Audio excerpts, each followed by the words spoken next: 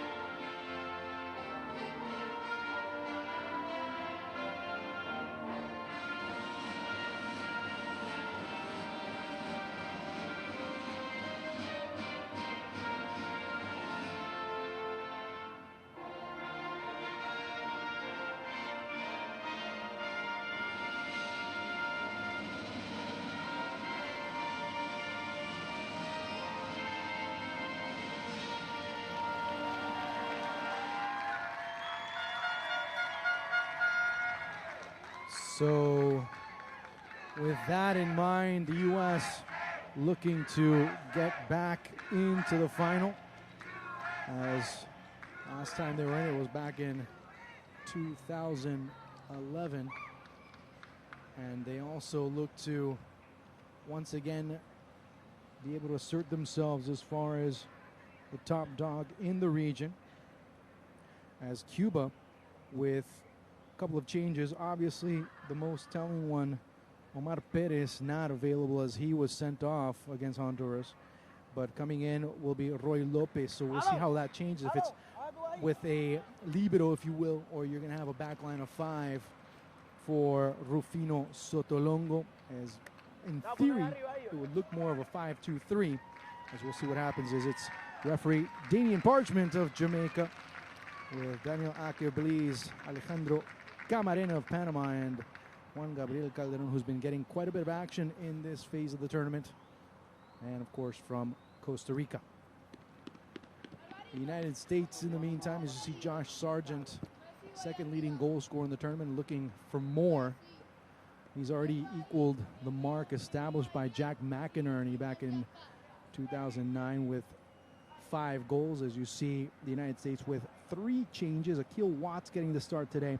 Also Taylor Booth, Indiana Vasilev also getting the nod. Actually, add a 4th one. I forgot to mention George Acosta returning to the starting lineup. So you see the changes right down the spine as U.S. trying to give some rotation to players like Chris Durkin and company as far as that's concerned. Of course, Jason Sands also has played every single match as of right now. And Chris Goslin, of course, who started the match against Honduras, getting the day. And more importantly for him, the opportunity where he doesn't have to get a yellow card. He's the only player for the United States on yellow card caution. So that being said, we head back onto the pitch as Damian Parchment ready to start the match, as the United States in their first kit, their white and blue. Cuba in their traditional all-red kit, going from left to right. There is Justin Garces.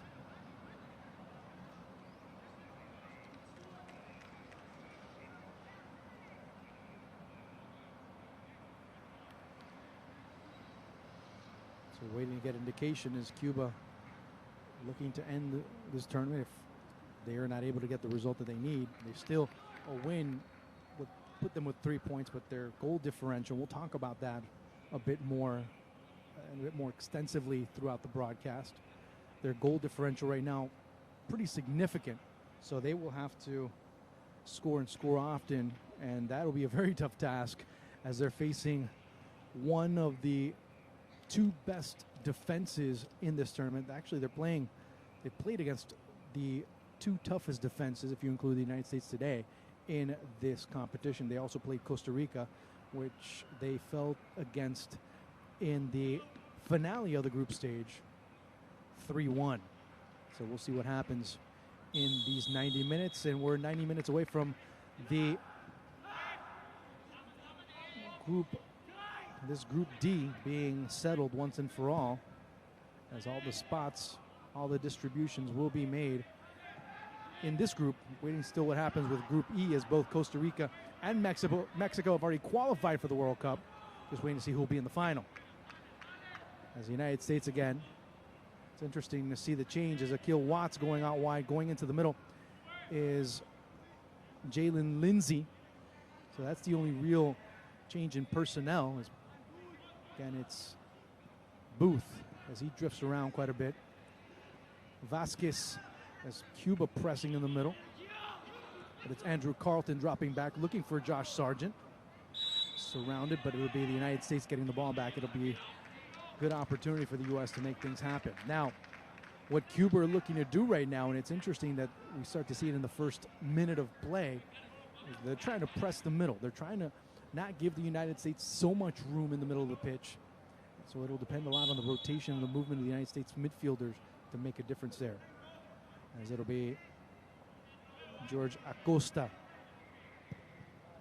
serving it through. Josh Sargent being able to get it and misses just wide, looking for his 6th goal of the tournament.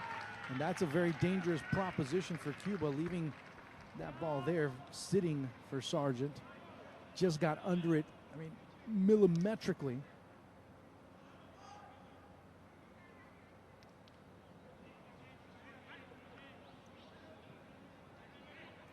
So we're seeing how the U.S. are looking to sustain the ball and keep possession and take it away quickly as they pressed and gave the ball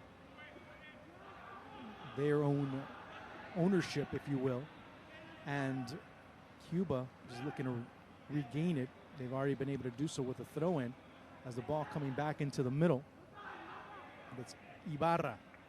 Again, the press is it's Vasilev. Ibarra. That's Vasquez nodding it away, going for Andrew Carlton. Gloucester. To Lindsay.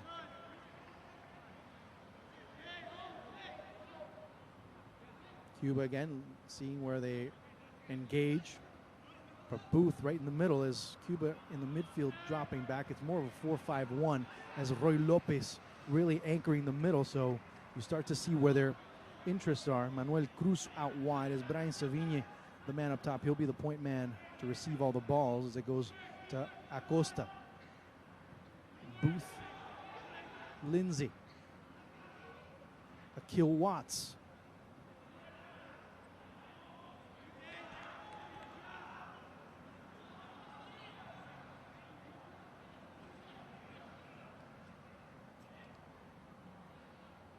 It'll be interesting to see where Roy Lopez presses in the middle. He'll be the one that needs to keep the spacing proper in the middle of the pitch, and that's where the differences begin to notice themselves and make themselves available here. Cuba defending in a 4-1-4-1, shadowing Acosta as Vasilev making a run down the middle. Carlton out wide on the left-hand side. Staying out wide is on the far side is Ayo Akinola. Lindsay. Gloucester now putting himself in more of an attacking situation as the U.S. look to hold the ball, not wanting to switch, as that's been one of the things that's need to be worked on by Coach John Hackworth. A lot of that crossing plays, the ball again coming short. That's one of the shortcomings of the U.S. When they switch the ball's not really precise, but what's been able to help them out a great deal has been the recovery of the second ball, and that's where they're able to keep the ball or each play alive as the ball poked away there by Pedro Piñeiro. It'll be a corner kick for the United States.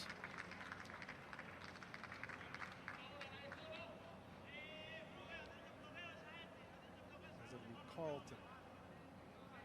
Sargent being marked tightly, but coming in is A.J. Vasquez as well as Akil Watts.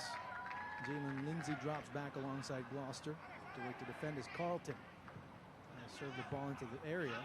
Watts knocking it through, and the handball being called in favor of Cuba.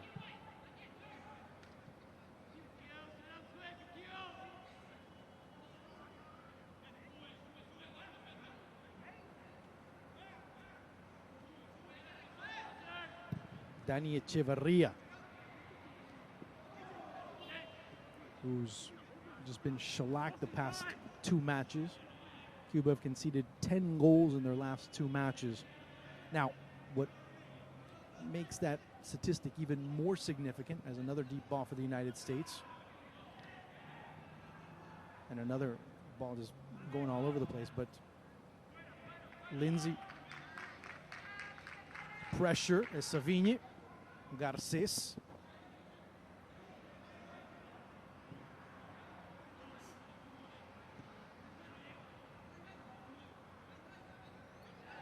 Arturo Vasquez.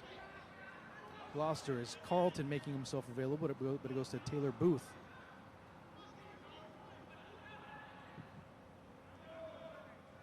Cuba just flooding the middle of the pitch.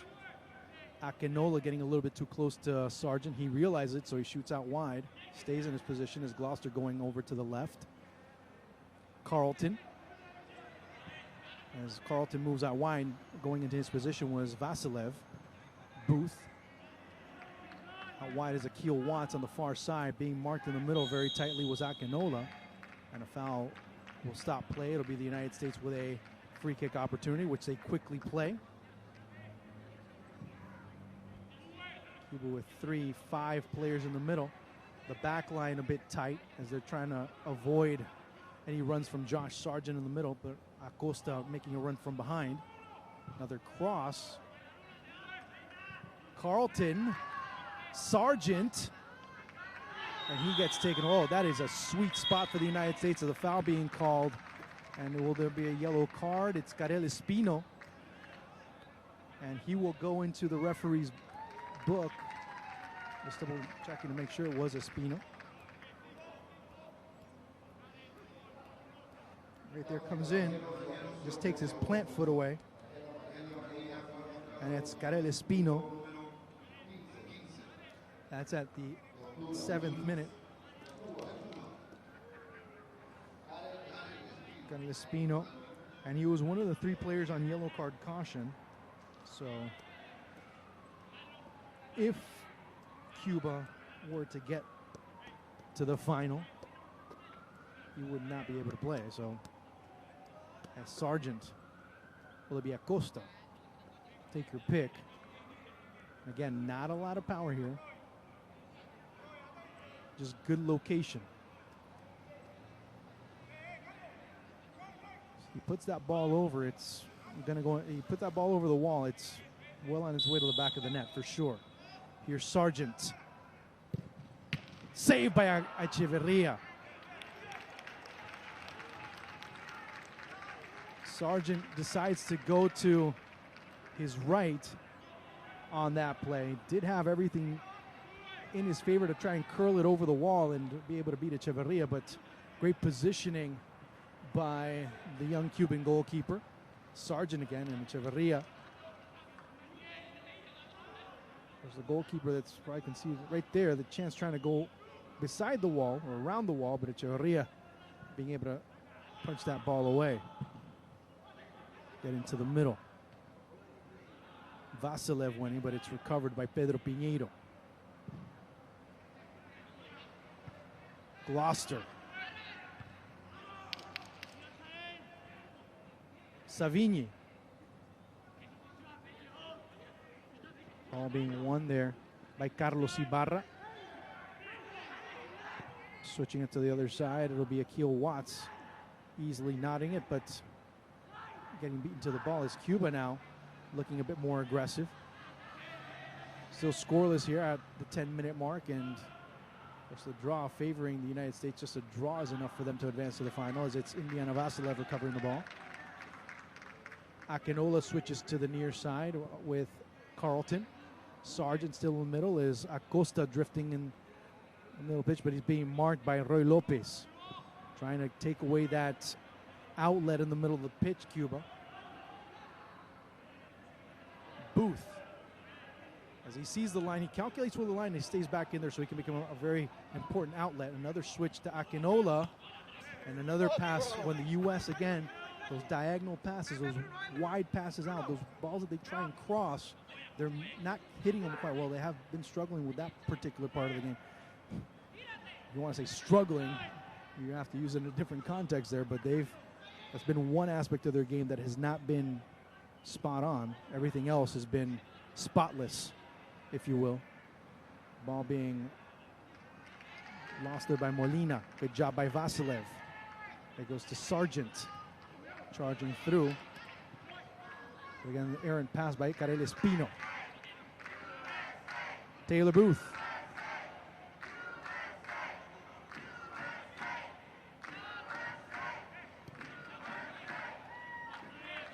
Vasquez. As Akil Watts slowly goes forward. He's wide open on the far side. That's the ball intended. That's where it needs to go. Looking for Carlton. Carlton setting up. And there'll be a penalty in favor of the United States.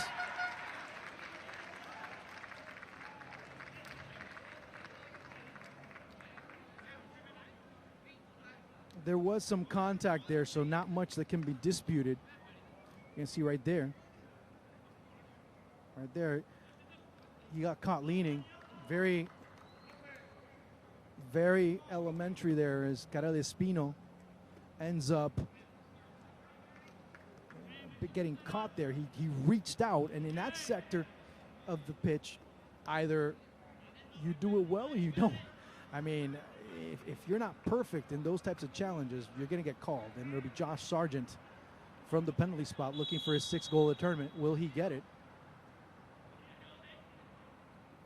No, he won't. It's saved by Echeverria.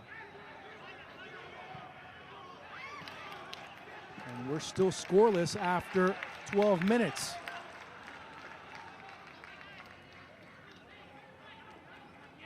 Echeverria standing tall. You can see right here. The intention by Sargent was very good. The location really not the best. If you're going to take a shot like that and hit it down the middle, you got to try and aim for the goalkeeper's head. Ibarra setting it deep as Manuel Cruz is going to give chase, but more to market to make sure that Garces has some complications. Ball back into the middle as Acosta. Watts. Now when the U.S. have space, they're a completely lethal team. Akinola cuts back into the middle. Sargent was waiting, but that ball never got to him. Echeverria, as it's really keeping Cuba in the match. Already 2 crucial saves in this match. Looking deep as it's Savigne. Waiting to see where that ball's played. Vasquez. Lindsay. Bit of pressure. Akil Watts sending it to Taylor Booth as he secures and sends it to the area of least resistance. Of course, that area is where Chris Gloucester was. As it's the United States again settling. Roy Lopez now dropping back into the back line. Kind of melding in a little bit. But Cuba a bit jagged in the back as Manuel Cruz dropping back. Carlton finding a little bit of space, just trying to take some marks. Sargent has a lot of room to roam in the middle. Does have an important one-on-one if he faces Carel Espino in the right angle. And it's Watts. Sargent moving out wide. He gets the ball, turns back inside, but has right there Ibarra, another free kick and another chance for the United States. Now, right there, not much, but Danian Parchment right now calling pretty much everything. There wasn't a lot of contact there, but the referee's calling it, so that is what it is. 15 minutes in and the U.S. with another chance. Now, will it be Sargent once again?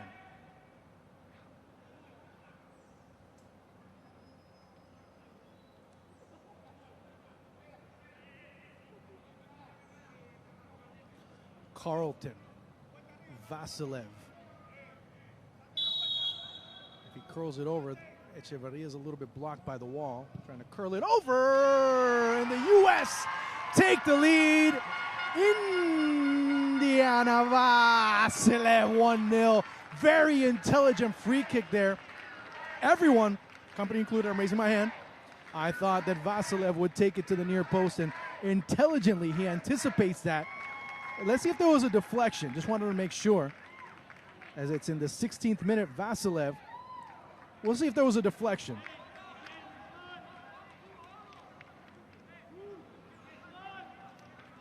Vasilev, there might have been a slight deflection, but Vasilev already knew where the intention was. And now that really is a very intelligent move to try and change it, because Echeverria, knowing that he's blocked and knowing that that's probably the best angle for a left-footed player, he's going to try and put it there. But Vasilev being able to come through. And at 16, the U.S. take the lead 1-0.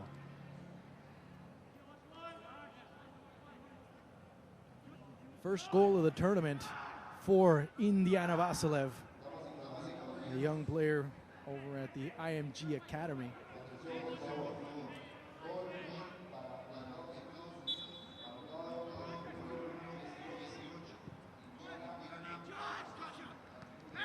There's a ball that bounces right in front of Cruz. He can't collect it, but it's got assist.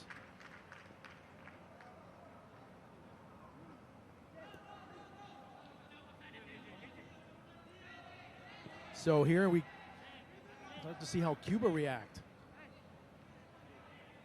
as they've already conceded goals early on in 2 consecutive matches. And after that first one, that's really where the tactical wherewithal of a team begins to be tested. How loyal are you to your tactical, to your strategy, I guess you could say probably a little bit better, after that first goal goes in, especially when you're playing a bit more of a defensive formation, when you're waiting more for the counterattack. Once that first goal goes in, what do? How do you flip that switch back on to try and become a bit more offensive against a team that's just really dominating in possession and also penetrating from the wings and has had already 2 crucial chances in front of a goal? So we'll see what happens from a Cuban standpoint. For the United States, it's just to keep putting the pedal to the metal. Carlton flipping it through, the save by Echevarria. Sargent trying to recover it. Another ball that comes in, and Sargent is down.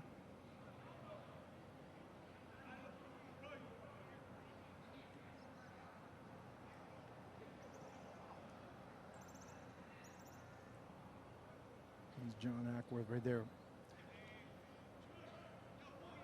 seeing what is transpiring right now.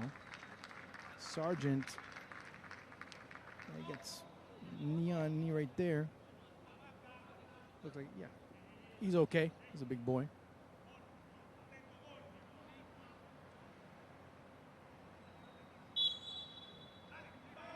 Acosta.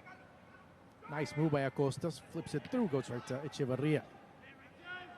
Echevarria is waiting, looking, and doesn't have much to work with as it goes back, and Cuba again having to defend. Savigne marking through.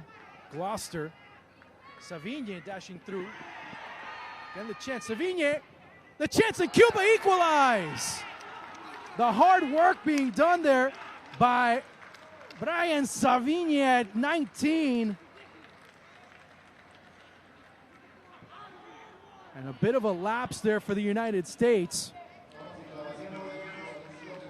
As with, you see right there, just 3 players not being able to gather that ball. And Savigne just outworking all 3 of them. And that's the difference right now. At the 19th minute, Cuba equalize. 3rd of the tournament for Brian Savigne, as he takes that opportunity and definitely fully takes advantage, the young native of Santiago de Cuba. Of course, that's the club where he has originated from. So the U.S. answering that question for us real quick as far as how Cuba would look to respond. Lack of communication there by the U.S. backline. Carlton. Acosta. Sargent looking to knock that ball through. Vasilev again trying, but not getting it over to Carlton. And Cuba now with a bit more inspiration. No foul being called by Danian Parchment. He says the ball was taken away cleanly as Akil Watts. Acosta. Again, Watts dashes through, looking for Sargent. The chance, and another save by Echevarria.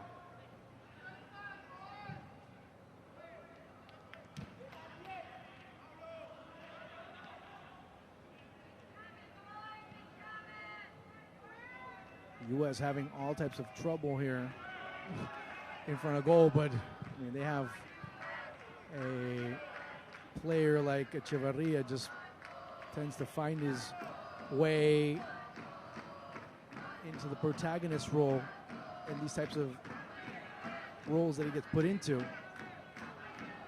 But the United States still dominating. Of course, one chance, only chance that Cuba's had early on, they put it in the back of the net. As Cuba, again, making the presence felt. Roy Lopez, Echevarria. And what's most telling about, as the foul being called there on Cruz, Echeverria, despite the goals that have been conceded, still shows a lot of good qualities. If you go back to that Honduras match, I mean, really very little. There's probably one goal that you could say, well, yeah, he could probably done a little bit more. Outside of that, really not much else, as the defense let him down on various occasions. But that's been a different story today, as he's been the most important player, arguably, on the pitch. Carlton.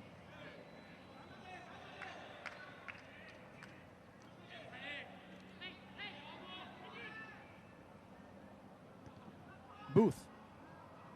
Sargent wasn't able to get enough of it as it goes to Savigne. Savigne just a very rugged, always like that. You see how combative he is with every single ball. And Gloucester will get called over.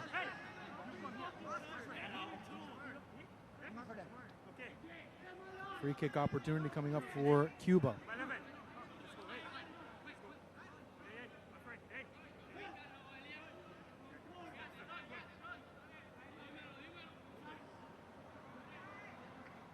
Watch out with Bruno Rendon. That's usually their intended target, looking to go first post. But the ball really didn't have much behind it, and finally Miguel Col committing the foul. Looking for Rendon. Of course, he's already scored a goal off a set piece in this tournament, the match, the opener was Rendon's goal. It's Vasilev.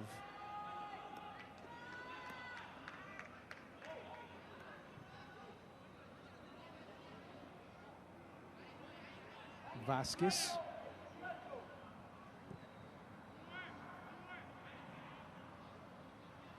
And the U.S. keep the ball on the ground. They just are able just to find some very important spaces. And that's what they're looking to do right now. Hackworth very calm on the bench as A.J. Vasquez drops it back even further as it goes to Justin Garces.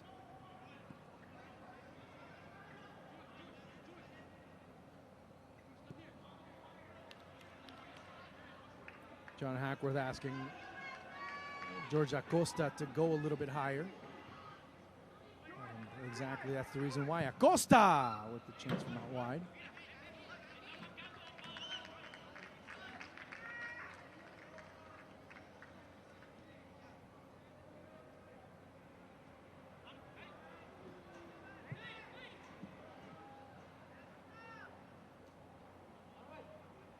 Taylor Booth in that 4-3-3 of the U.S., or more at times a 4-2-1-3. At times you start to see Vasilev move up, shift a little bit more, but really the essence of that midfield really being held by all three players, because they all hold the ball. They're all able to go up on the attack and go drop back and defend.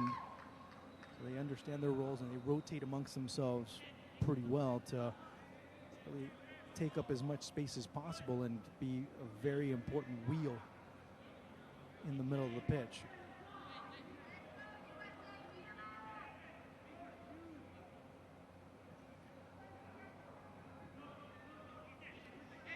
As for Ronaldo Rossetti, missing that ball, and not much else that's being done there by Cuba. They miss an opportunity to at least get a chance.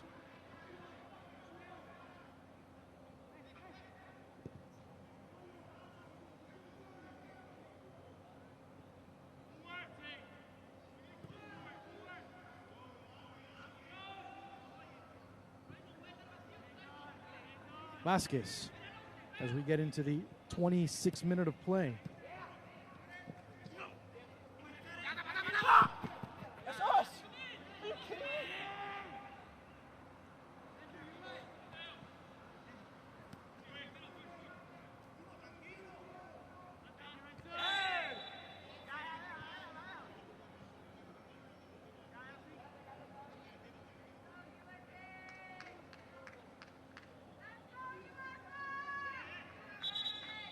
Looks like he's okay.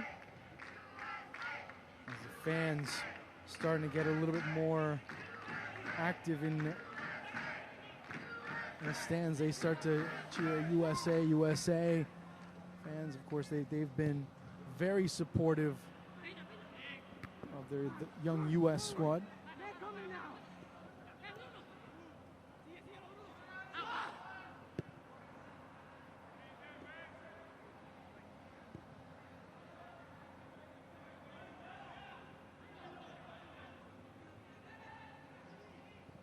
Sargent up top by himself, and it's Vasilev. Carlton. Rendon just shepherded that ball out of bounds, and we'll see what Cuba can do on the reset.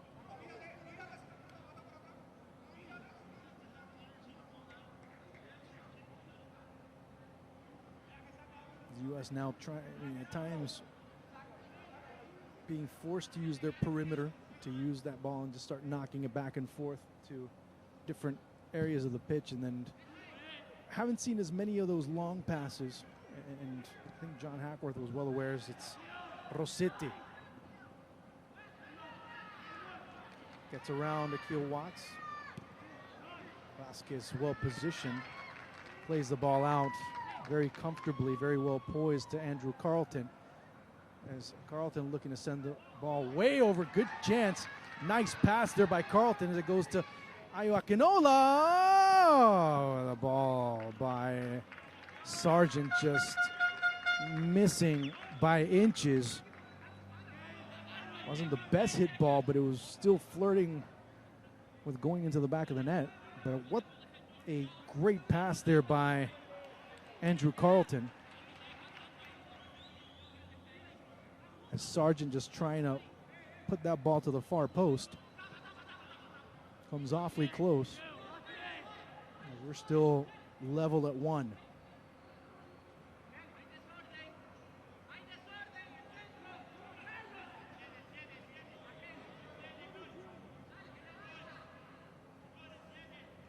It's interesting, the movement there by Taylor Booth. The ball just stays in the middle, but nobody from Cuba shifted over, as it'll be a foul for the United States.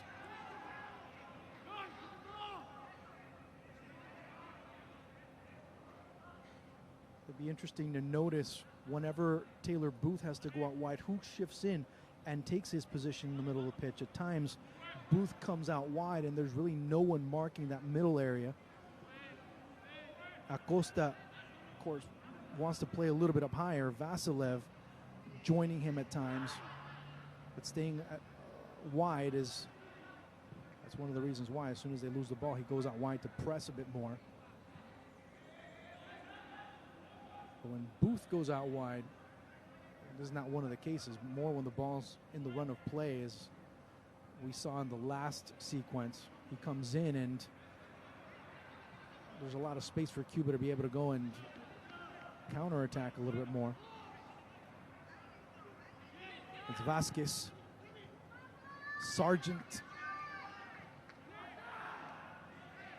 Ball gets taken away there quickly by the United States. It is Ayo Akinola.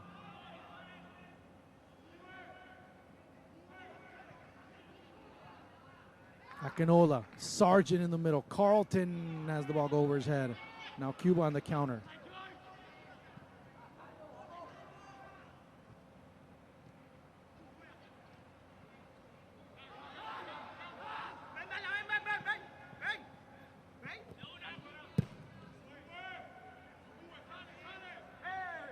Savigny battling with Vasquez.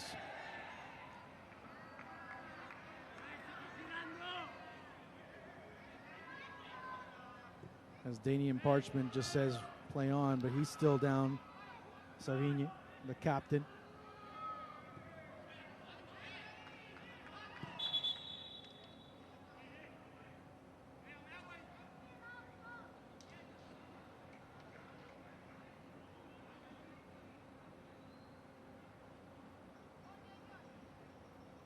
You can see right here, there's a bit of contact, but not in the mouth, obviously. He does get a little bit of contact in the side of the head, but nothing in the mouth. You can see right there.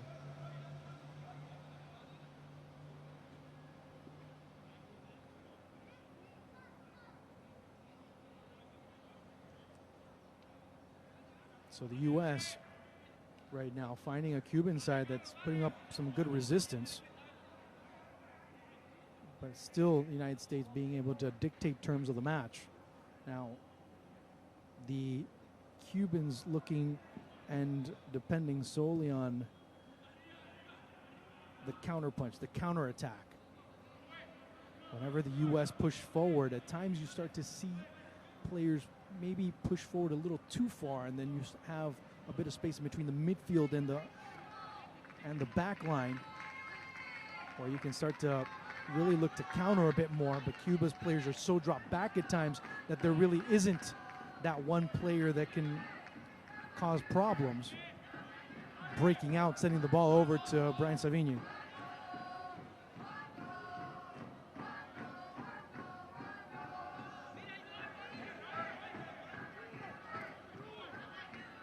There's Acosta looking to send it to Carlton as Savigny comes back onto the pitch and the break starts on the far side. Doesn't have much support as AJ Vasquez goes right past him. Vasquez has three players. Savigny getting past. No, he wasn't going to get past Jalen Lindsay as he gets wrong-footed there, sends the ball into the middle. And it goes to Carlton. Carlton on the one-on-one, looking to send it into the middle for Ayo Akinola. But Echeverria.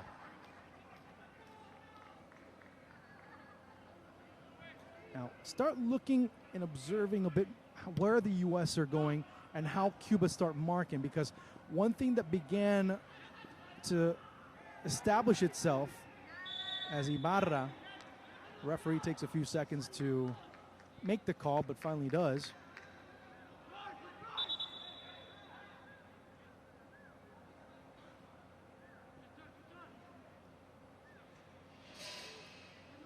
The ball comes from way outside, and it'll be Karel Espino looking to serve it into the area, or looking to take a shot on goal from out there. And Parchman say, no. Hey, venga.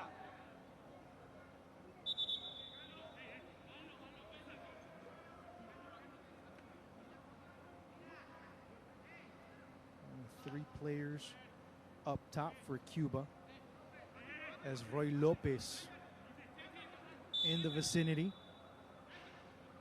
Molina also there. Let's see what the U.S. is looking to do, but the intention will be for Karel Espino as he gets in Ronaldo West position and sends it out of the stadium. Give him about 40 points. He hit it right between the Mexican flag and the pillar. That's a really tough angle. Is he put it right down the middle, but skied it almost into the water. That's how close the water is to the stadium. It's Andrew Carlton now in the middle. It's cracked there by Manuel Cruz. And the United States again with another free kick as we get into the final 10 minutes of this first half. A 1-1 draw for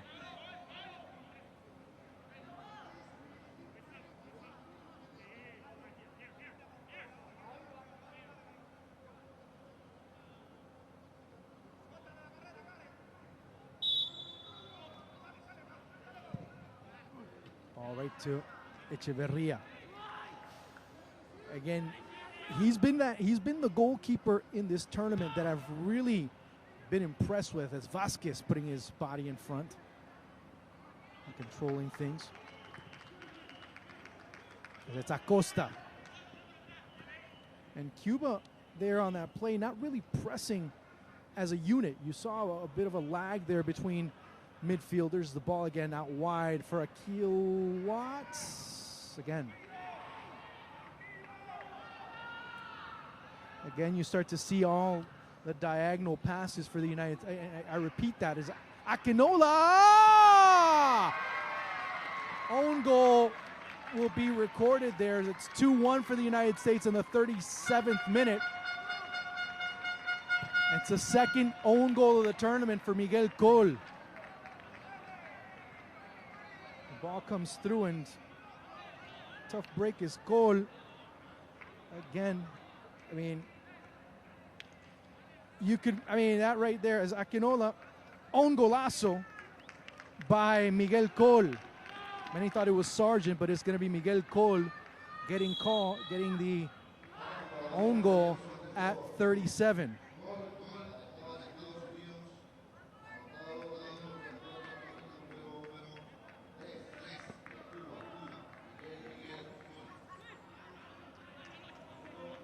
So Col with the own golazo.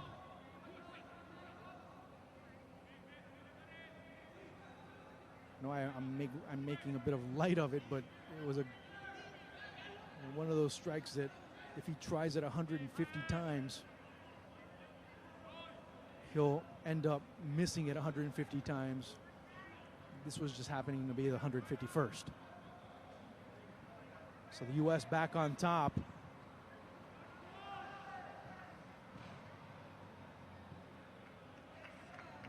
Not a record that Miguel Col will be too happy with. That's his second own goal of the tournament. That's Savigne looking for his second goal of the match. Just a little bit too far from the reach of Manuel Cruz. Sargent to Carlton, to Akinola, now to Carlton. Carlton looking to set himself up. Oh! Golazo, Andrew Carlton, golazo! What a beautiful strike by the Atlanta United product. Just some great poise. What a play by Andrew Carlton at 39. 3-1 for the United States.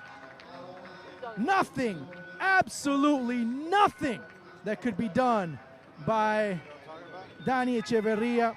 One of the goals of the tournament. Please frame that for me, ladies and gentlemen. Andrew Carlton at 39.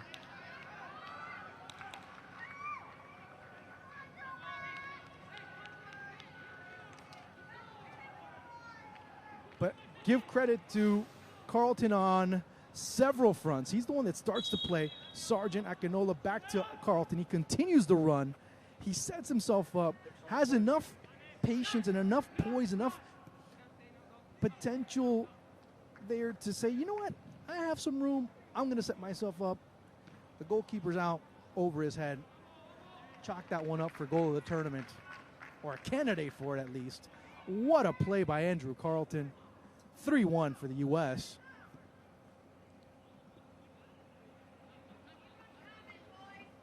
And finally, the U.S. getting things back in control. Thing of note, look at the midfield for Cuba and how they're marking, especially out wide. Sargent back to Carlton, poking it in the middle, missing it. Akinola, Echeverria.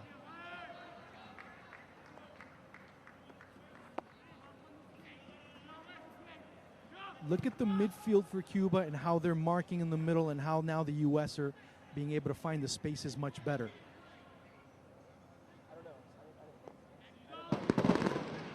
As you see right there, the fireworks going off. And trust me, they saw Andrew Carlton's goal. That's why.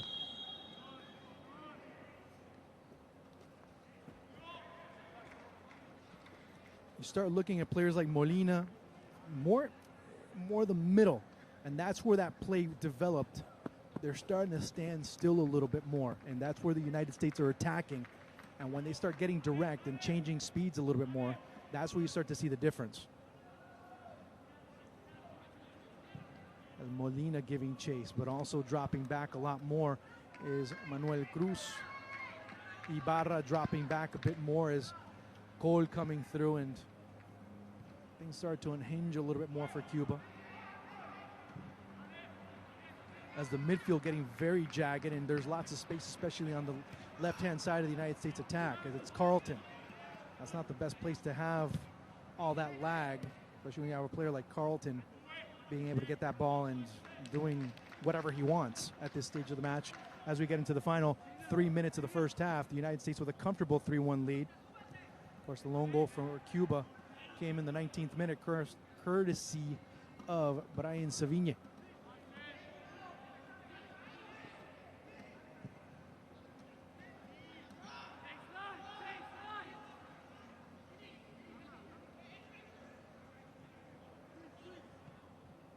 Rendon and way over. So far,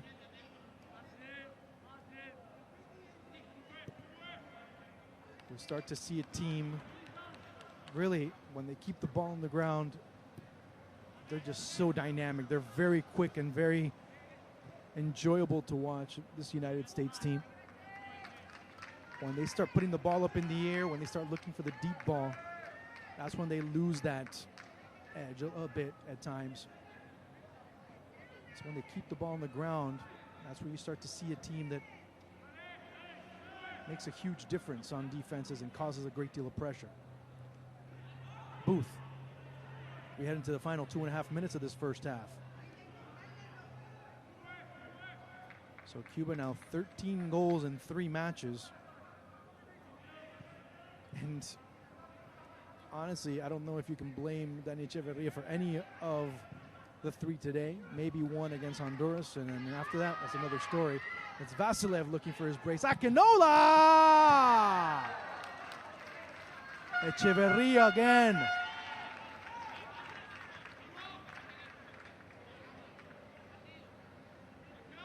And to me, Echeverria has been the player for Cuba in this tournament. Carlton. Savigne waits for the ball, but Ronaldo Rossetti not coming through. Sargent all alone. Ball coming through, and you start to see the U.S. just, I mean, it looks like an avalanche right now of players for the United States inside the area. They're just crashing the area. Cuba's defenders lagging a lot as far as dropping back and defending as it goes to Acosta. Beaten to the ball. Finally recovered by Gloucester. It'll be the final minute of play before stoppage time comes into effect. Should be about a minute as Sargent stays on side. Sargent, Cuba's defense waiting, the chance, the shot, oh! Akinola cleared the ball out as the ball just goes over, but again, Cuba's defense starting to swim in molasses in the middle of the pitch as it takes them forever to change directions. And the U.S. just, right now, putting them to the sword.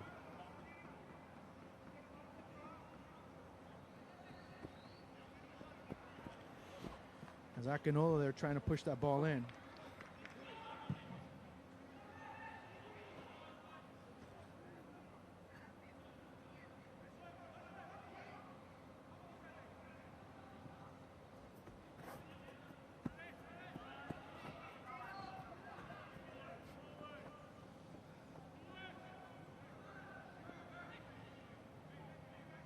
And look at the space in the middle where Indiana Vasilev is. And that tells you where the United States have looked to attack. 1 minute of stoppage time. They're just crashing now inside the area. Look at all the space that Booth has as Cuba drop, and that midfield extremely jagged for Cuba. Some players some meters up, and that really opens up so much space for the United States when the midfield starts marking at times haphazardly.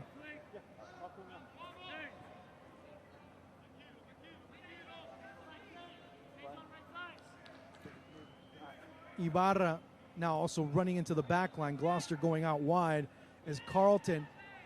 Ibarra winning that ball, but he commits the foul in the process. You start to see a team slowly getting a bit decimated in the middle of the pitch.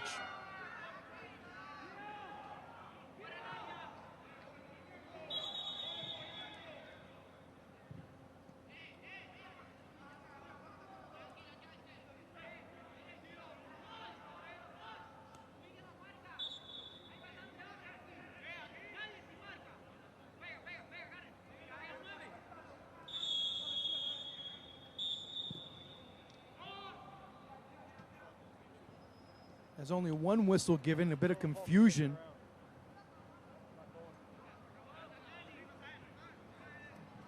They're waiting. A couple of players are like, what happened? That's the end of the first half. And, oh, it's been confirmed. It is. And the U.S. with a 3-1 advantage going into the break. As a goal by Indiana Vasilev, an own goal by Miguel Cole, and a beauty, a gem, ladies and gentlemen, by Andrew Carleton, give the United States a 3-1 advantage.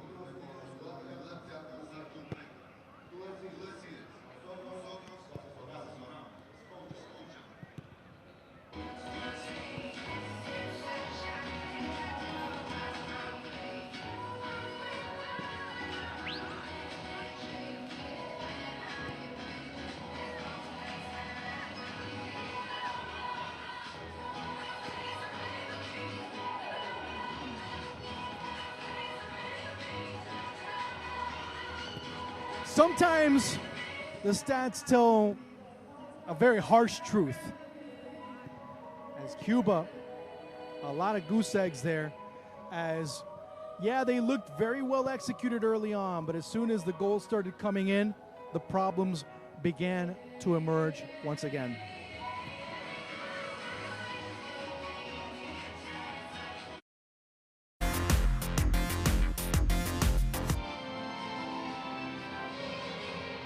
Many would look at this match as a formality. Well, the United States needed to look at it as a statement match. One of those many statement matches that they'd had to have throughout this tournament. And early on, they started to assert themselves like they have throughout the entire tournament. And it's going to be repetitive, the theme, because that's what they've done the entire tournament. They've looked to establish themselves, they've looked to attack. They've been one of the more aggressive teams when the ball's been in front of them, as Andrew Carleton gets the foul, and Josh Sargent looks for his sixth goal, but he's facing a player that has been probably the most dominant for his team, and you have to look at the stats and you end up saying, well, why is that? Well, he's made saves. This one, of course, not happening as it gets deflected ever so slightly to the far post. Indiana Vasilev getting his first, but Cuba would respond. They showed signs of life as Brian Savigne, that pulse, that's really pumped blood back into Cuba. A team that had seemed lost and moribund at times on the pitch. He gave them a bit of a breath of fresh air, but that's all it was, because the U.S. would continue. They would continue the pummeling. They would continue putting pressure on that back line. They started to look for chances in the midfield as the midfield slowly started breaking down. Well, the midfield really at times lost their focus, and they also showed signs of fatigue. They showed the problems with their fitness and their focus, of course, encapsulated right there on a goal that Miguel Cole puts in the back of his own net. And with that, Cuba started to dismantle themselves. The final dagger, at least in the first half, a beauty by Andrew Carleton, showing all the qualities that have made him such a historic player from a context of Atlanta United, that he has been delivering, at least at the under-17 level, has a lot to show, but he's on the right path to be able to make some important things come in his way.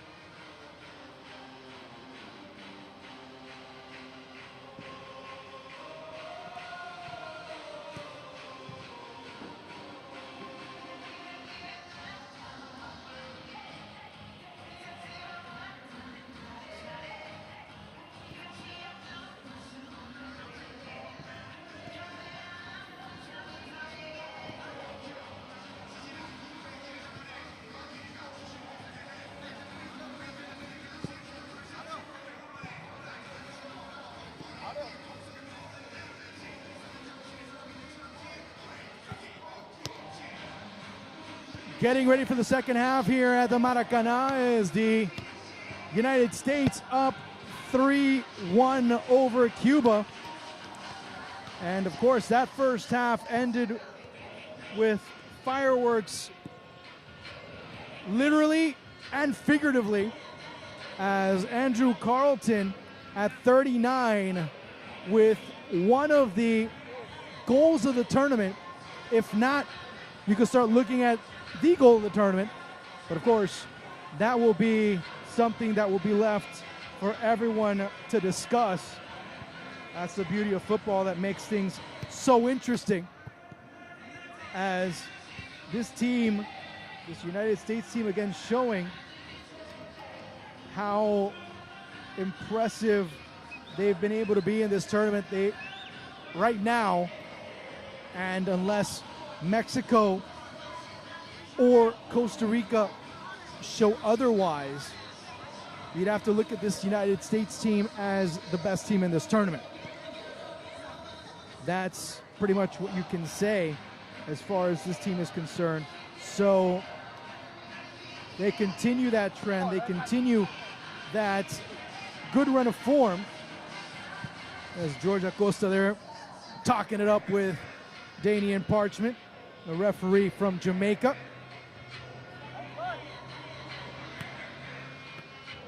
For the United States, it'll be Tim Weah coming on, as he will replace Josh Sargent, trying to save him for the final. It'll be Weah coming on, and Sargent will stay at 5 goals, but he'll have one more chance to reach Carlos Mejia.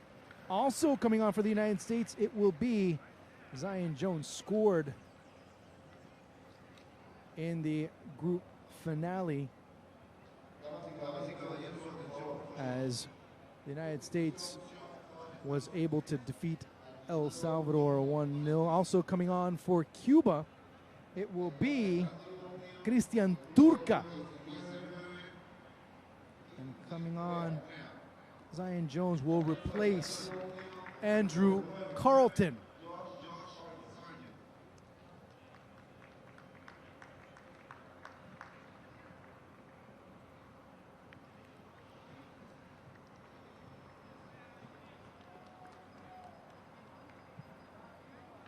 So Cuba coming on again. It's Christian Turca coming on,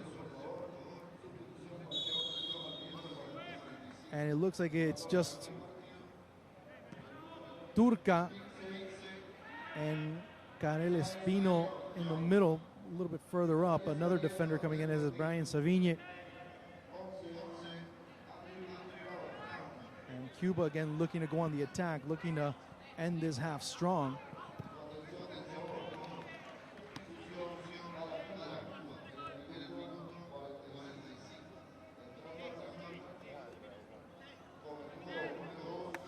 He didn't mean to make me.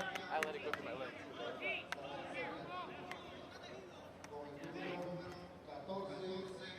Coming on, actually it was, make a quick correction there, is it wasn't goal. They're announcing now that it was Carlos Ibarra. So Karel Espino moves up into the midfield. Turca comes up as he ends up coming on. As it's a lot of names in soccer. Ball coming through! And look, it looks like it's going to be an own goal. AJ Vasquez. And Cuba 3-2 at 47. It'll be AJ Vasquez getting credited for the own goal. So 3-2. Still the United States with the advantage.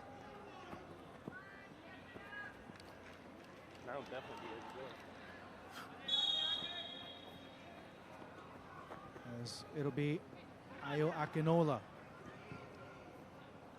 So after the bit of a quick start is Tim Weah getting his first touch. So Garces in goal, Lindsey Watts Actually, it'll be Watts. Lindsay playing as the first central defender. Here's Ronaldo Rossetti going back into the middle. Savinha had a man out wide.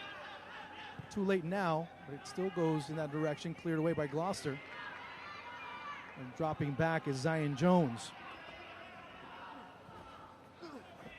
So, Garces in goal. Watts, Lindsay, Vasquez, and Gloucester.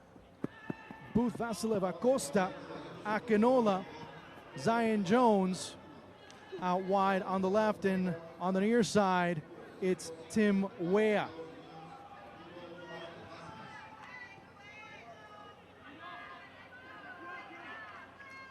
It's Vasquez, Booth.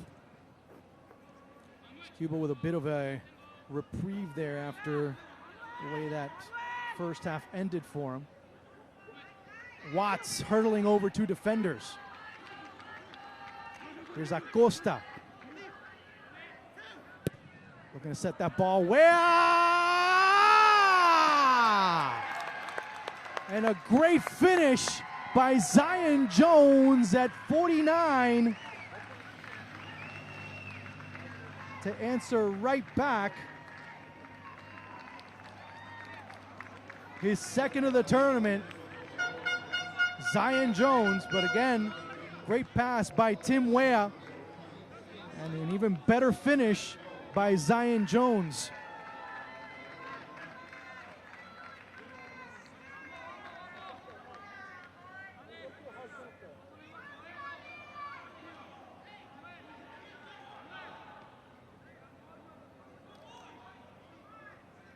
Weah with another service is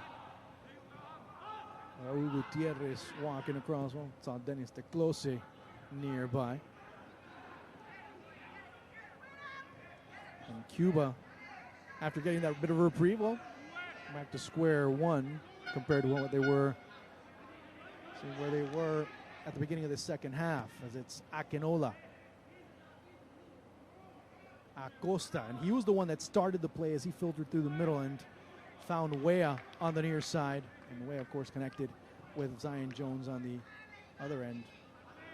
As it's Karel Espino, a little bit freer as he's playing in the midfield.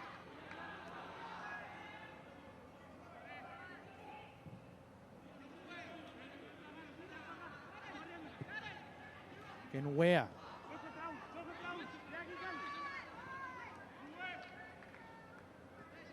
Booth. And Akil Watts. If you want to go further back, it was Akil Watts that broke through that midfield line and made things very complicated for the Cuban defense to really be able to contain. As the entire U.S. bench warming up. Anticipated nicely there, as it was the recently entered Christian Turca causing problems. Again, it's Vasilev. Weah. U.S. triangulating in the middle, now sending it out wide as it's Watts. Sending it through as Akinola racing in the middle. Weah also there, so there was two players waiting, longing for that ball to come through.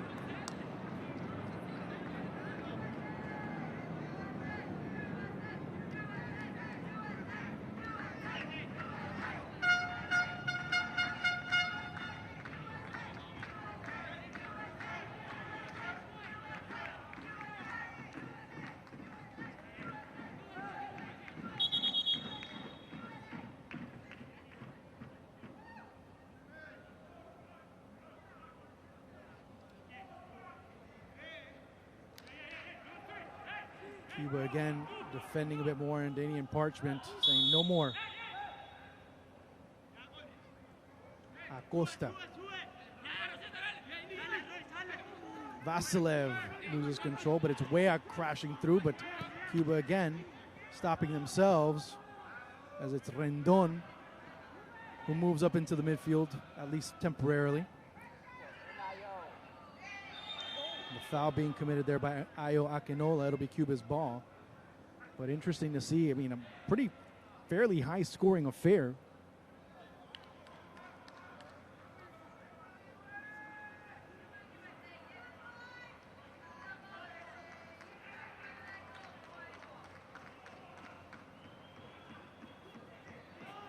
Cuba just sent 4 players, now 3. Well, not back to 4 is Dropping back into the middle is Brian Savigny, trying to free himself from the mark. As the ball gets brought down with an arm. Whom he? It's the only person that it hit the arm of. So the U.S. will get the ball back.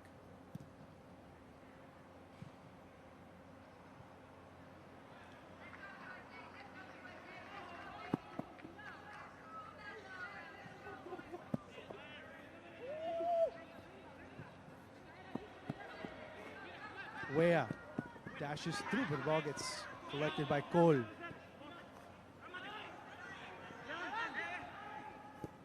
Wea just chasing around, showing some good energy there on the near side.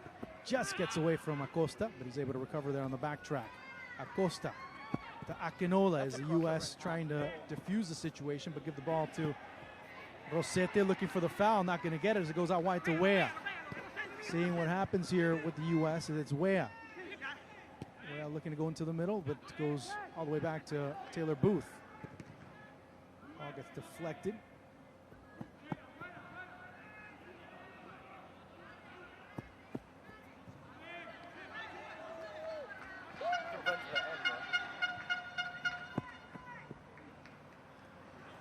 Cuba in the past 3 matches have conceded 14 goals. It's Gloucester dropping back. They've been conceding way too many shots, and the defense at times getting a little lacking in concentration. As you see Roy Lopez getting a little physical. Here's Akinola. Vasilev, not enough pace on that ball. That's Savigny, all by himself. Was already successful breaking through once. But Cuba, after the U.S.'s 4th goal, really losing as Lopez again. Both him and Acosta have already collided a couple of times. It goes out wide to, at least it was intended for Zion Jones. A.J. Vasquez.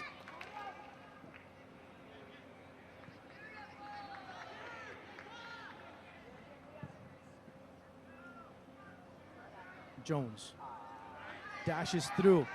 Shirt gets tugged, but he powers away anyway, and it'll be a throw-in coming up for the United States.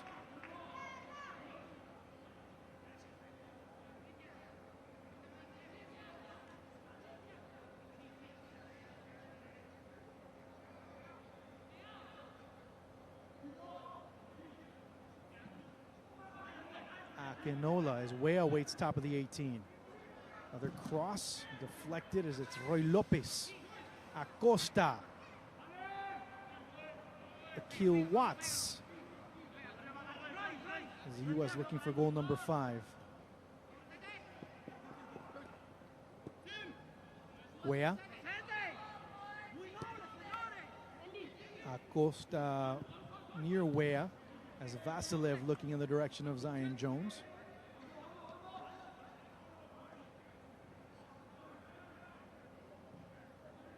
Vasilev as Roy Lopez dropping back in the middle. Is too focused on Acosta, but then concedes a lot of space as the play goes out wide. Again, trying to go through, and it's for Jones as he gets it. Zion Jones. Again, Jones splits through, looking to get past the third, and that ball just doesn't obey what he wanted to do, and now Cuba looking to go on the break, but that is an ill-fated effort. A.J. Vasquez. Acosta, ooh, he just gets drilled, and the yellow card will be given as it's Pedro Piñeiro with the 2nd yellow card of the match. That's at 57.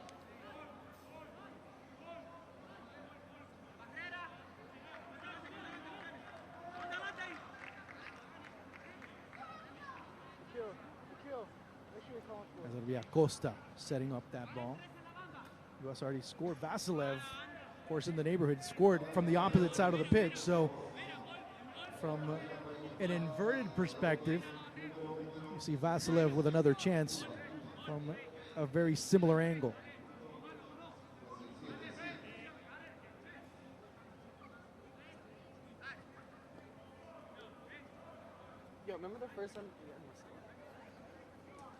Vasilev again looking to take the shot. They should just keep the ball there, as Vasilev has already scored from the set. He's like, get away. Now it'll be Acosta looking to serve it.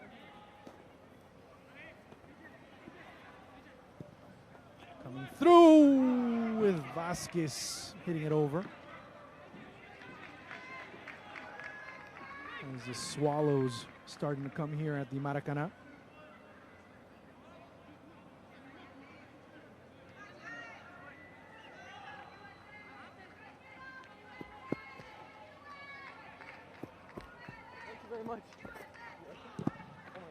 Echeverria as Vasilev wins it.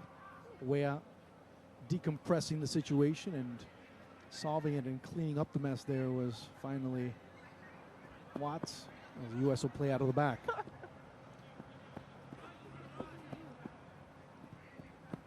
Lindsay back into the middle for, there's the U.S. Taylor Booth. Akinola winning it back. Gloucester.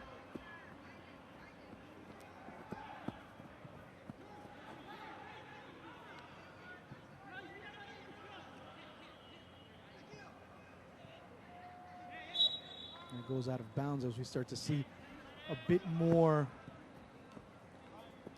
play from Vasilev as Acosta staying behind him, but you see a lot of movement by Taylor Booth, who was the man of the match against Jamaica. Akinola turned the wrong way as Zion Jones was making a run down the far side. Acosta. Acosta. Acosta to Wea, but it gets closed off there by Miguel Col. And Rossetti able to get through in. Another substitution coming on for the United States. It will be Brian Reynolds getting ready to come on. That'll be the third and final for John Hackworth. Probably come on based on how things are going. He'll most likely come on for Ayo Akinola. Unless he plans on taking a player like Acosta off. But usually the rotation from Hackworth doesn't really look at that from a logical, it doesn't offer logic there, because the usual substitution for Acosta would be Gosselin, vice versa. Same thing would go if Gosselin were playing. The logic would entail that it would be Akinola coming off as the ball goes to Acosta. Acosta couldn't get past Piñeiro.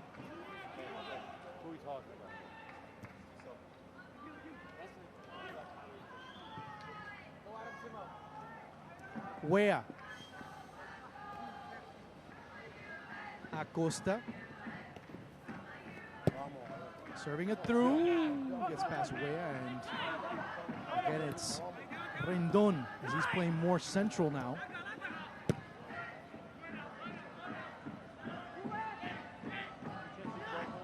Lindsay.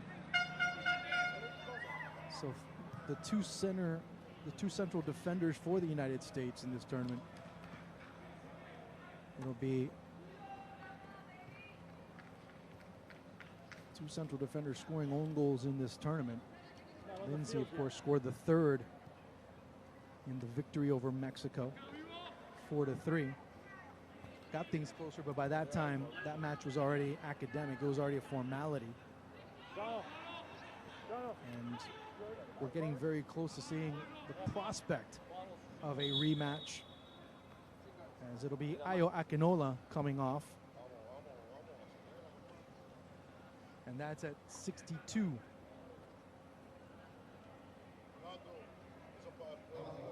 That's the third and final substitution.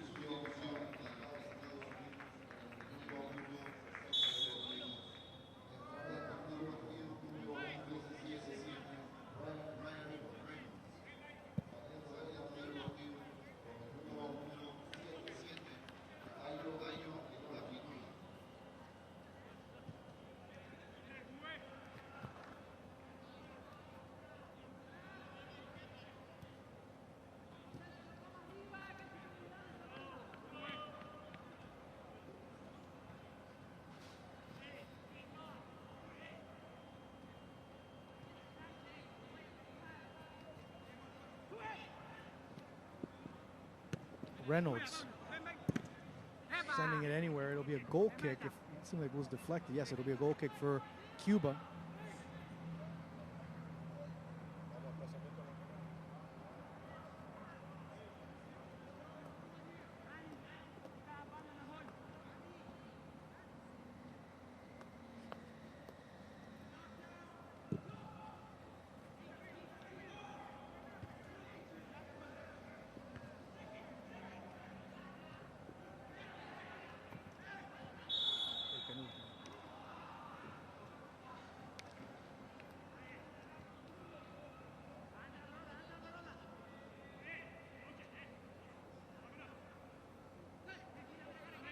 Vasilev as we reach the 64th minute of play, and the U.S. with a 4-2 advantage over Cuba. And again, as I mentioned before, the 9th time these two teams play.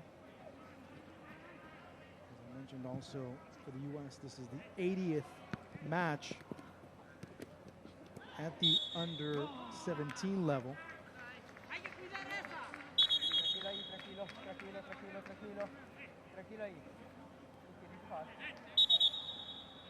Last time these two teams met was back on September 27th of 2015.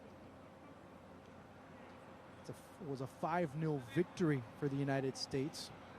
Arellano Gallardo with a hat trick on that particular day, as Endejas and Wright, the goal scorers. Before that, it was on Valentine's Day of 2011 that the United States defeated Cuba 3-1.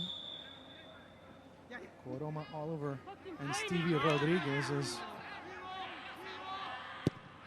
looking to go through. Is it still bouncing around? Vasquez.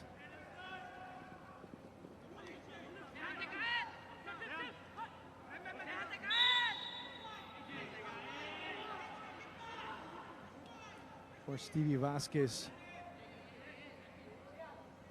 currently playing in the Ascenso MX, and as part of that process,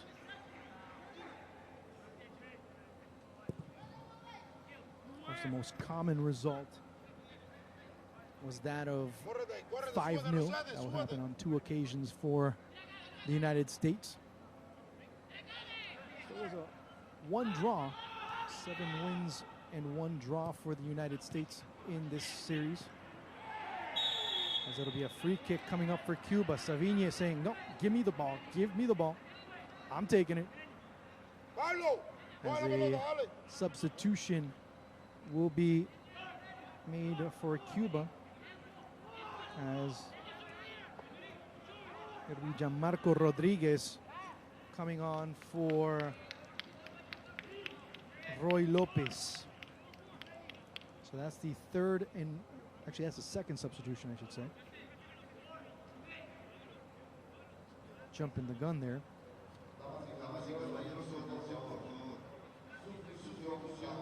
That's at 67.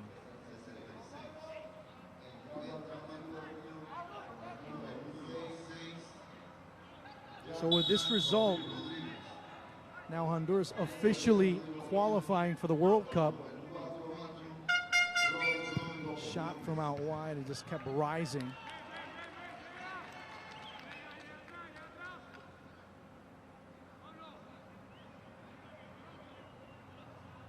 So Honduras assured of a spot in India, the United States assured of a spot in India and in the final, as Acosta drops back.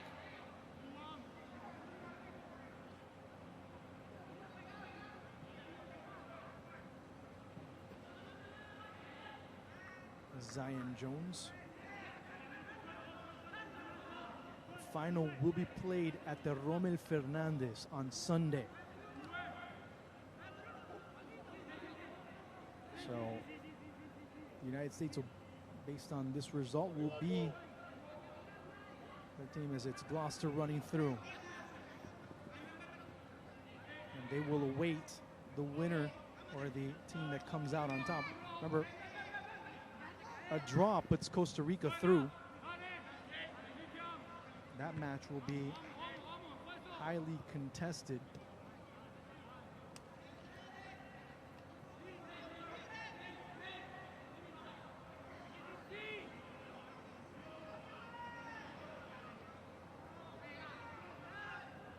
Wea dropping back, but being marked tightly by Coy. Ackworth is saying to Keel Watts on the near side, saying, stay here, stay put, stay on the line.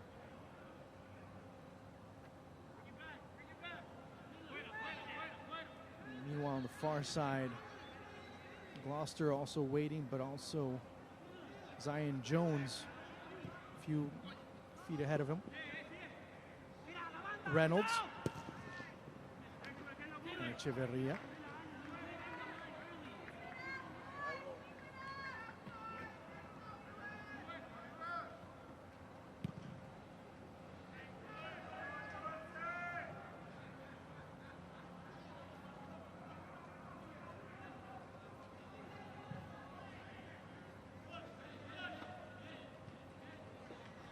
It's Gloucester again moving forward and looking to progress, sending it over to, or at least intending it in the direction of Zion Jones, and ball's brought through, and again, those diagonal passes, trying the element of surprise, or just trying to quickly switch the ball around. That hasn't been the forte of the United States, not just in this game, but in this entire tournament. There's been one aspect of the game that they've had problems with, is that aspect, the switching from one end to the other on one touch. But their most dangerous aspect definitely has been play down the wings, and the amount of variation that they're able to show in different aspects of the game. They show some real good changes from playing on the left to playing on the right. Here's Zion Jones looking for way up, punch a bit haphazardly. Acosta looking for the chance, not being able to go through, serving it in the middle, but lots of red around, and it goes back to Akil Watts. Zion Jones drops back, looking to run back again. Dribbling through is Reynolds. Reynolds going through, the chance, the shot that gets stopped on its route to goal. Another chance, another ball that gets deflected. It's Acosta losing the ball to the recently entered substitution for Cuba. Of course, that is Gianmarco Rodriguez. It's Zion Jones battling in the middle. Jones getting past the second offender, but Gianmarco Rodriguez better position to take that ball away. Jones still battling, looking, searching, trying to find the best solution. And of course, the only option he had, the only thing he could do was see that ball roll out of bounds.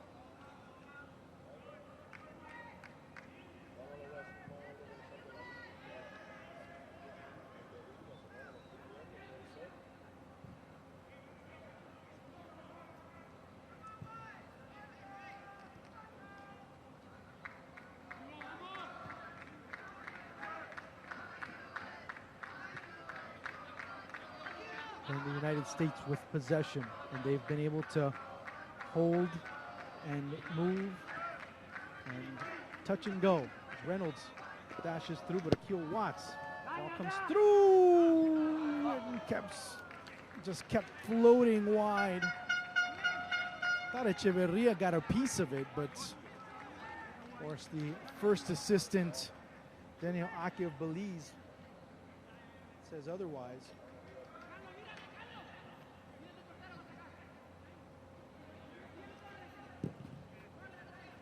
Who do you think is man of the match? That's what I'd like to know. It's Vasilev. Lindsay.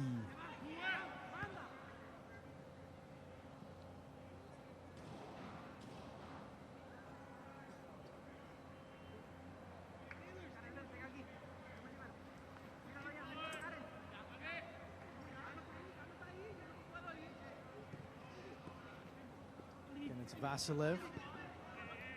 To me, one of the men of the match. I definitely start looking at him. The goal and also his capability of being able to offer options with the ball at his feet. It's Reynolds. Acosta is out wide, was waiting for that ball from Vasilev, but couldn't get it. And it goes back to Taylor Booth.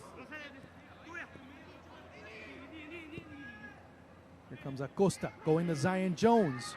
Zion gets knocked down, no foul.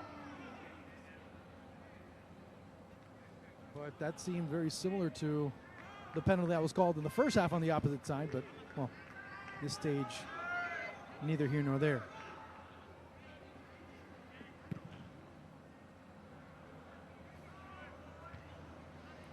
Acosta.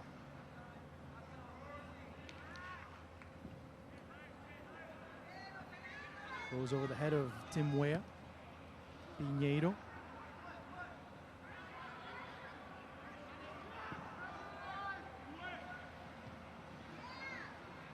Again, the work by Taylor Booth in the middle has been, as he's able to keep his footing until his pants get pulled down, but other than that, everything else good.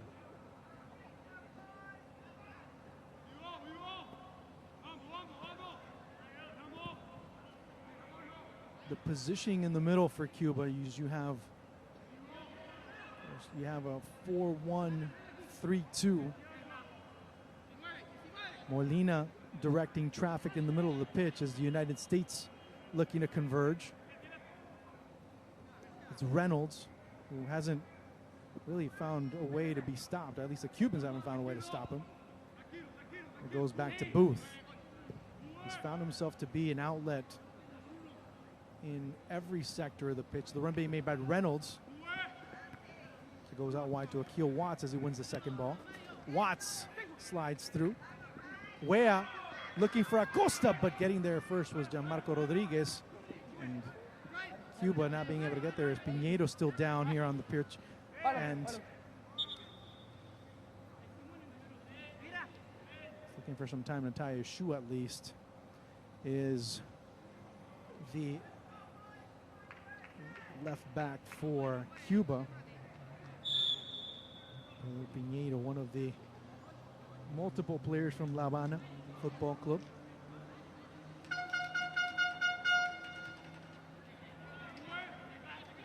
Wish there was a stat that could show you how many balls Taylor Booth has recovered in the middle of the pitch. That would tell a very important story for you. How many balls he's won, how many balls he's recovered. Is Acosta waiting, trying to serve it over to Vasilev, but not much happening there. Now the quick ball, as it's Vasquez and quickly being isolated up top. Mistake, is Savigne? No, it'll be a Garces coming out. Vasquez, Acosta. We get into the final 15 minutes. And what has been a bit of a monologue for the United States. They've just held and moved and found wave after wave after wave of attacking opportunities as it's Vasilev.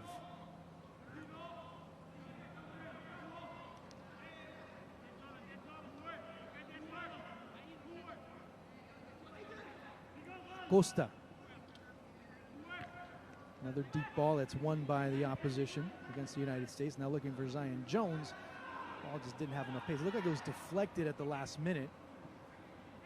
No, it's just going to end up being a goal kick.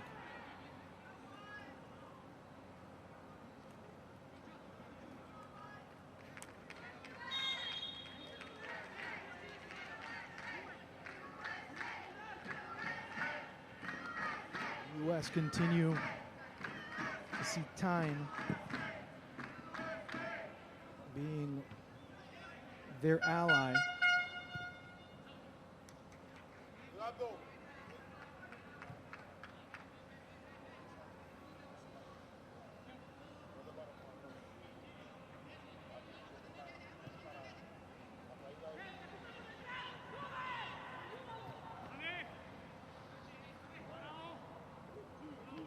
Marco Rodriguez pushing up to at least have that ball sent out wide.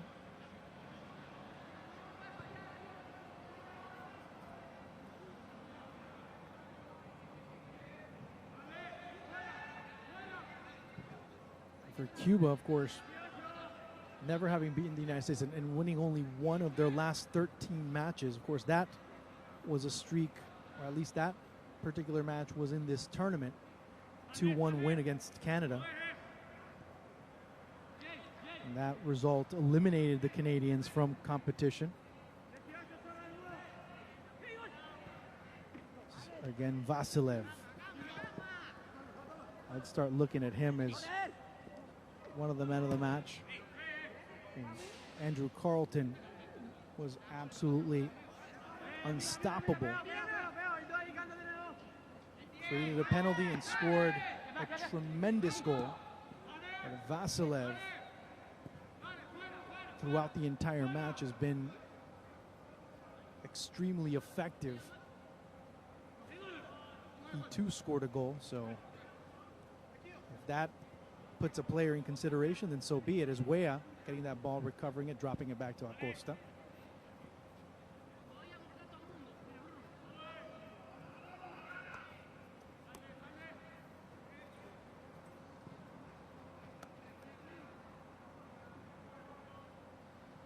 Reynolds moving over to the far side.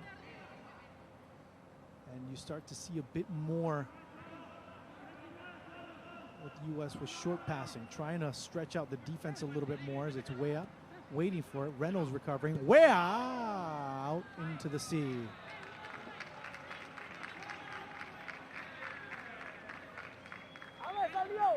As we get into the final 10 minutes of this match, and the Cuban side, who have started to show some interesting players. Of course, up top, especially with Brian Savigny. Ronaldo Rossetti showed some interesting features, especially during the Caribbean qualifiers. Of course, he was an integral part of that team. Of course, his father, Bernardo Rossetti, part of that 1988 side that was the, well, that was the first team, that was actually the only team from Cuba that was able to win this competition. Of course, that was back then in 1988. This competition was still an under-16 tournament. And Bernardo Rossetti was part of that. Right there, again, the ball coming through as it's won. Or you start talking about certain players that at one time or another played. Ooh, as Weah goes down hard. As Rendon, I mean, they both went after the ball. No bad intentions there. He just went through, and Weah just got his bell rung. Just trying to drive through, and the ball given right back to Cuba. Of course, when you start talking about that 1988 team for Cuba, those players, of course, I mentioned Bernardo Rossetti, also players that had a brief stint at least with the Cuban national team. You start looking at players like Pedro Martinez. You start looking at players like Adel de España, who had a successful run with the Cuban national team during the 90s. So it's one of those players that has had a generation that had some important successes. Of course, that was the last team that won an under-16 championship. Of course, the following edition changed to under-17, and Cuba didn't have as much participation after that. Cuba then really,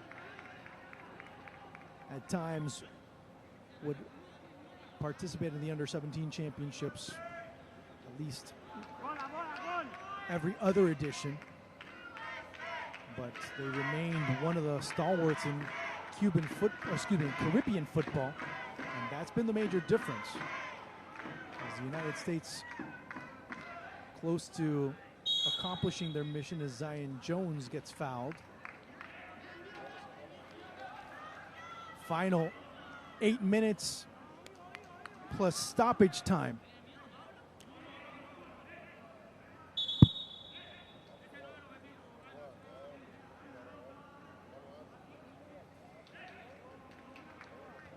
There's another ball that comes in, another service and another chance to be able to make it 5-2 for the United States. Echeverria, Wea tries a second time, another save, another chance, another goal for the United States. Brian Reynolds makes it 5-2. The third time was a charm.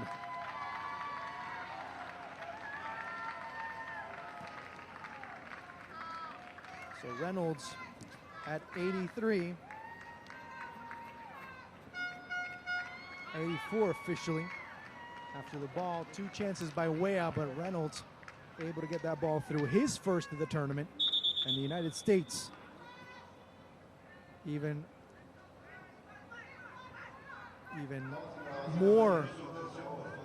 closer to the objective.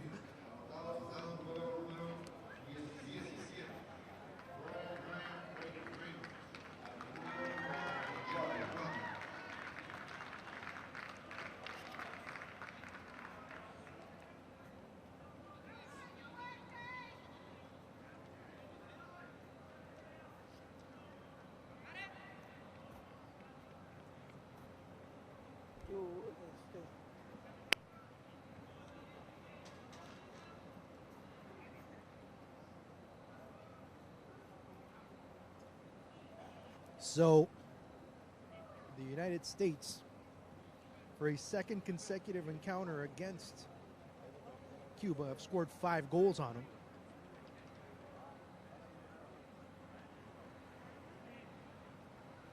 And on top of that, we'll start looking at this team. If you start looking in that history,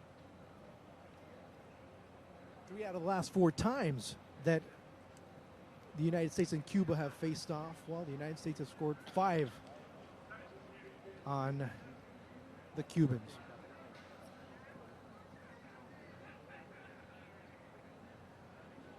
As time, of course, going by, and maybe we'll have a chance to see, as there is one more substitution as Echeverria gets back up. Antoine Obregon warming up for Cuba, the backup goalkeeper. Looks like he'll get some minutes. As a young man from Mayabueque. Reynolds keeping it in bounds, flying past goal.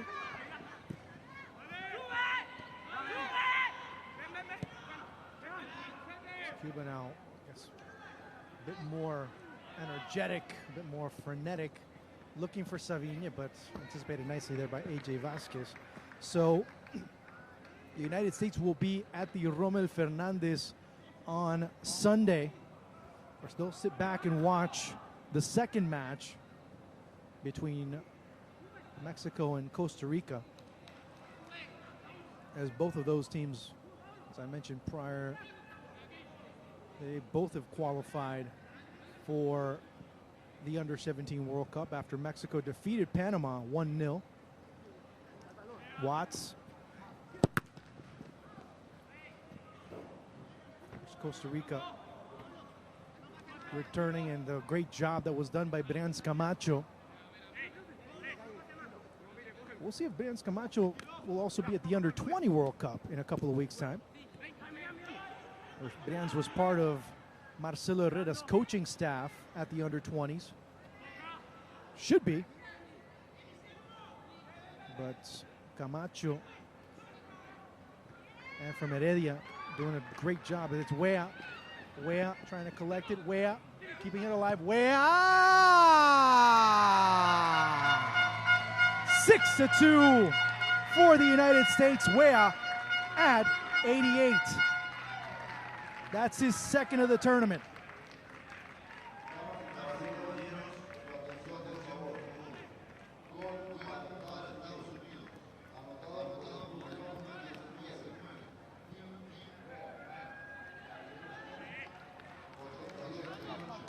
Showing what his dad did a lot of times during his legendary career, showing those instincts.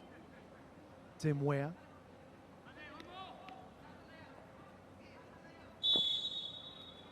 (6-2) for the United States. Cuba now have conceded in the last 3 matches 16 goals.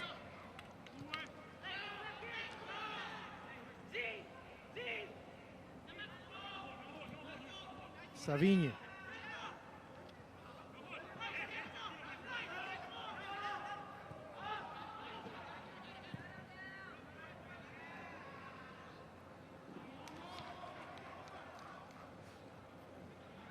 So as far as man of the match, I don't know. You take your pick. There's lots to choose from. So there's lots of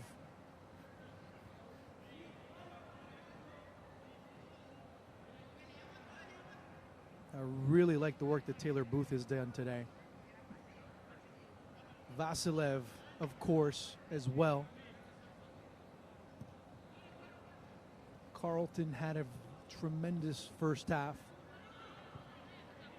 The U.S. didn't let down, even with the substitutions that were made.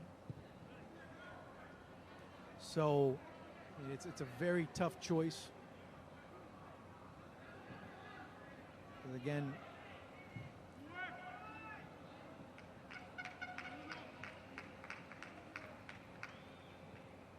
so to me, either Vasilev or Booth, your man of the match. Whoever, if you pick one of those two, absolutely no problem. If you pick pretty much any of those players, Acosta even, I wouldn't have a problem.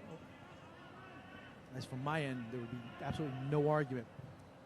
As we're waiting to see how much time will be given, waiting to see what the 4th referee is going to do. He hasn't picked up his tablet yet. It'll be Juan Calderon just waiting to see if there's any time that will be added. Doesn't look like that will be the case. As, again, the United States just moving the ball around, knocking it around, waiting for time.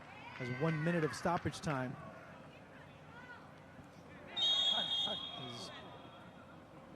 Right there, the man out wide.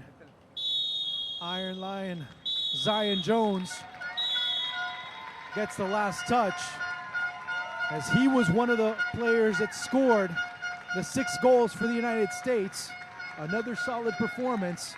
We'll see them on Sunday as they came away with a clinical 6-2 victory.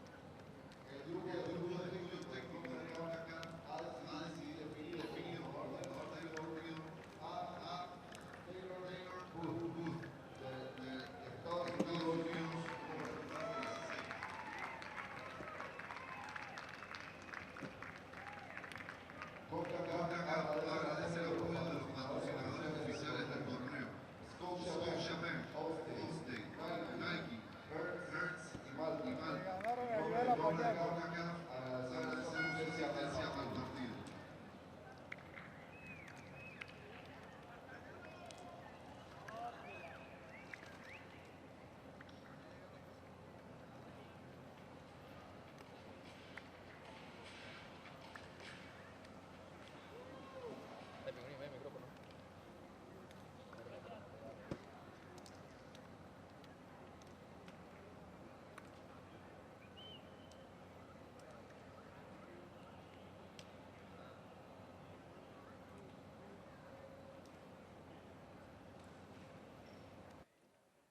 Estamos con Miguel Cole, el número 3 de la selección de Cuba. Miguel, tu análisis de lo que fue hoy el partido ante la selección de Estados Unidos.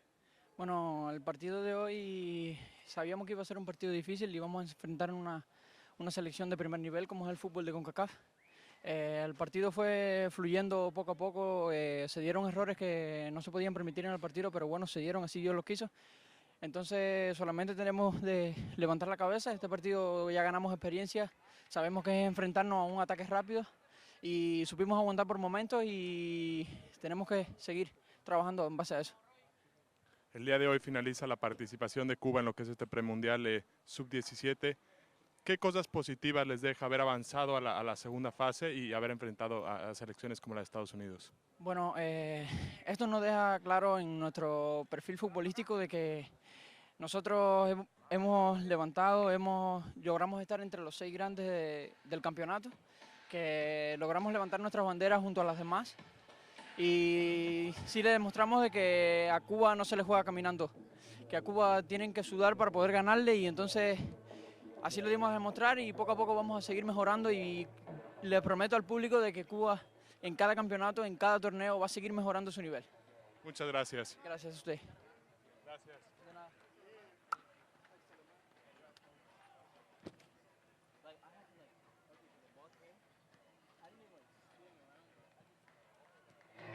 Hey man, how are you? Did he remove his bib? No, it's okay. Unless you want him to see the logo, I think Yeah, it's let's better do that, to yeah. see your brand. Yeah. Andrew Carlton, right? Yes, yes. Concacaf y el comité organizador local de Panamá se complacen en darle la bienvenida a esta jornada del Campeonato Sub-17 y a este partido entre